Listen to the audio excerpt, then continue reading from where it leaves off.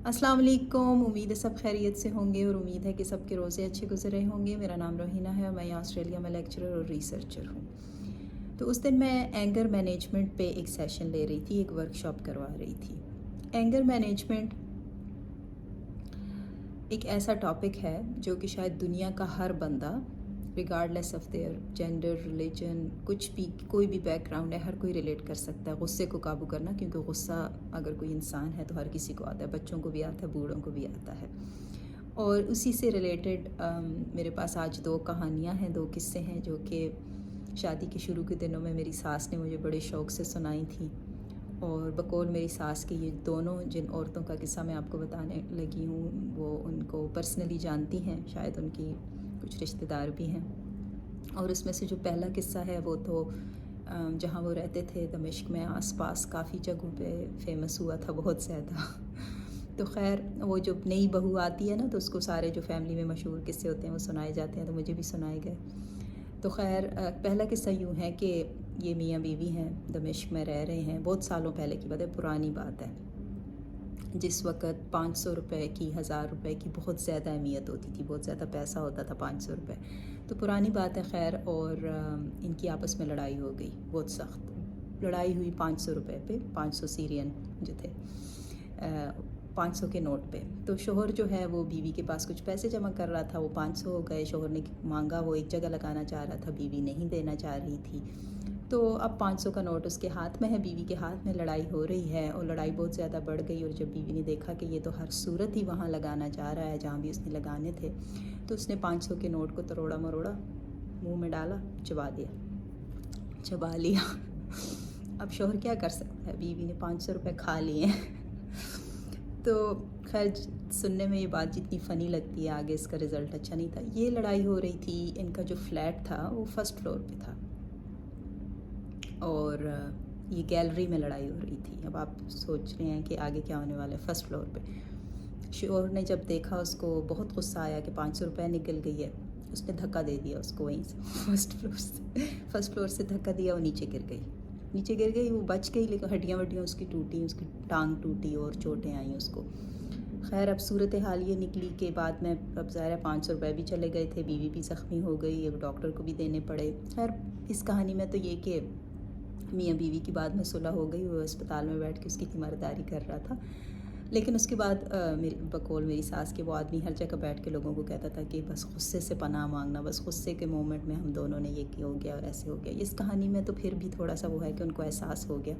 जो दूसरी गुस्से वाली कहानी है अभी जो मैं आपको सुनाने वाली हूँ, अगर आपका दिल नरम है तो आप स्किप कर दें, इस वीडियो को ना देखें। तो मैं डिस्क्लेमर दे दूँ क्योंकि उसकी एंडिंग अच्छी नहीं है। तो उस कहानी में भी मियाँ बीवी हैं, लड़ाई हो रही है। उस कहानी में बीवी को शिकायत ये थी कि शोहर हर बात को सुनी अनसुनी कर देता था, सुनता नहीं था और मजाक बना देता था। तो उसको इस बात का हमेशा से गुस्सा रहता था, तो वो काफ़ी एक रिजेंटमेंट चली आ रही थी।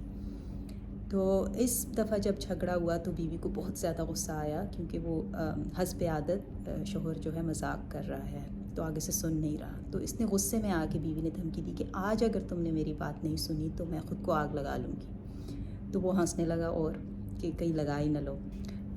तो उसने कहा, सोचा कि मजाक कर रही है, तो वो और मजाक उड़ाने लगा उसका। तो बीवी को गुस्सा आ गया, वो किचन में गई और तेल पेट्रोल जो भी था वो लेकर आई उसको कि ये देखो मैं डाल रही हूँ। तो कहने लगा डालो। तो उसने डाल दिया और फिर कहने लगी, तो वो फिर भी हंस रहा है कि मजाक कर रही है, मुझे डरा रही है, नहीं करेगी।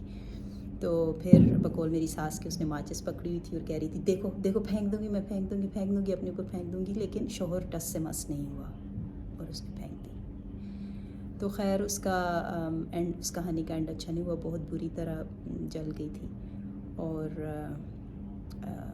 उसकी डेथ हो गई बाद में। तो उसका भी कि शोहर को बहुत ज़्यादा पछतावा था बाद में, बहुत ज़्यादा। तो ये जो जिनकी डेथ हो गई थी वो शायद ज़्यादा करीबी थी मेरी सास की, क्योंकि कह रही हूँ उसका शोहर आके बहुत माफ़िया मांग रहा था सबसे कि मेरे बिल्कुल वहम गुमान में भी नहीं था कि वो कर लेगी इस तरह। तो ये जो गुस्से का मोमेंट होता है, जो वो एक मोमेंट होता है जिसमें हम कुछ कर गुज़रते हैं, कुछ कह देते हैं, تو یہ صرف فزیکل ہارم نہیں ہوتا، ہماری زبان سے بھی ایسے جملے نکل آتے ہیں. حالانکہ کہتے ہیں کسی کو پہچاننا ہو تو اس کو غصے کے وقت اس سے ساتھ ڈیل کر کے دیکھو، ہو سکتا ہے اس بات میں بھی کوئی سچائی ہو. لیکن اگر آپ برین سکین دیکھیں لوگوں کا غصے کے وقت، یا دماغ کے اندر اگر آپ جا سکتے ہوتے اور اس کی سچویشن دیکھتے، تو اس وقت تو ایک طرح سے انسان اپنے حواس میں ہی نہیں ہوتا ہے. تو وہ کس طرح انسان کی حقیقت ہو سکتی ہے، اس کو سمجھ نہیں آ رہا ہوتا ہے. تو خیر، اینگر مینجمنٹ کی ورکشاپ پہ واپس آتے ہیں. تو جو دنیاوی علاج ہوتا ہے وہ ایک لمبی اینگر مینجمنٹ کی ڈفرینٹ ٹیکنیکس ہوتی ہیں. اس میں اپنی پرسنالٹی کے حساب سے ڈفرینٹ لوگوں کو ڈفرینٹ ٹیکنیک دیتے ہیں. اگر ہم مسلم اسلام کے حوالے سے بات کریں تو ہمیں دینی اور دنیاوی شاید دونوں چاہیے ہیں. دینی طور پہ لوگ استعمال کرتے ہیں کہ وضو کر لو، اس جگہ سے ہٹ جاؤ، ڈفرینٹ طریقے استعمال کرتے ہیں. لیکن دنیاوی بھی چاہیے ہوتی ہے، کیونکہ ایک دن میں، ایک مہینے میں، کبھی کبھی ایسے ہوتا ہے انسان روز اس بات کا تہیہ کرتا ہے کہ اب غصہ آئے گا، لیکن اس کے بعد جب غصہ آتا ہے تو پھر سے ہم ویسے بیہیو کرتے ہیں. تو جب ہم پیشنٹس کے ساتھ کام کرتے ہیں اینگر مینجمنٹ کے لیے، تو یہ جاننے کی، اور سب سے پہلے تو میرا اپنا خود کا غصہ بہت زیادہ ہے، اور بعض اوقات آپ لوگوں کے سامنے ظاہر نہیں کر رہے ہوتے، آپ کو اندر سے پتہ چل رہا ہوتا ہے کس قدر آپ کو غصہ آتا ہے، اور آپ نے اس کو مینیج کرنا ہوتا ہے. کہ کچھ لوگوں کا یہ ہوتا ہے کہ جب انہیں غصہ آتا ہے تو وہ اپنی ساری نیگیٹو انرجی کہیں منتقل کرنی ہوتی ہے، اور ہم یہ سکھاتے ہیں کہ آپ نے کس طرح پازیٹیولی منتقل کرنی ہے. کچھ لوگوں کے لیے وہ اپنے گھر میں پھر وہ پنچنگ بیگ لے کے بھی رکھتے ہیں کہ وہ اس روم میں جا کے اس بیگ کو پنچ کریں گے. اب ظاہر لوگوں کو پکڑ کے تو نہیں مار سکتے. کچھ لوگ ایکسرسائز کے لیے چلے جاتے ہیں تاکہ وہ سارا ریلیز ہو.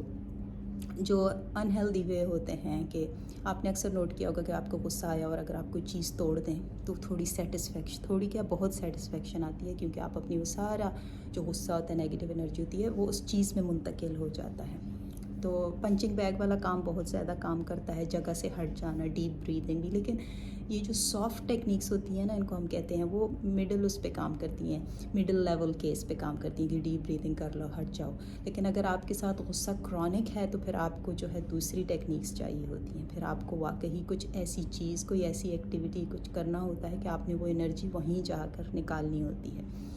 خیر، اس کے اوپر ایک اور بھی قصہ ہے، وہ اگلی ویڈیو میں، کیونکہ ابھی ویڈیو لمبی ہو رہی ہے، میری کلاس کا ٹائم ہو رہا ہے. اگلی ویڈیو میں بات کروں گی کہ یہ تو ہم نے غصہ نکالنے کی بات کی، جو غصہ اندر رکھتے ہیں نا، وہ بھی بہت زیادہ خطرناک ہوتا ہے. اور اس کی کویت کی ایک لڑکی کی کہانی ہے، اور وہ اتنی دردناک کہانی ہے کہ انہوں نے اپنا لا بھی چینج کیا تھا کویت نے اس کے پیچھے. تو خیر، وہ بعد میں سناؤں گی کہ اس نے دبا کے رکھا تھا غصہ، اور جب نکالا تو اس غصے کے پیچھے کتنے لوگوں کی ڈیتھ ہوئی. وہ اگلی ویڈیو انشاءاللہ بناؤں گی. دعا میں یاد رکھیے گا. اللہ حافظ.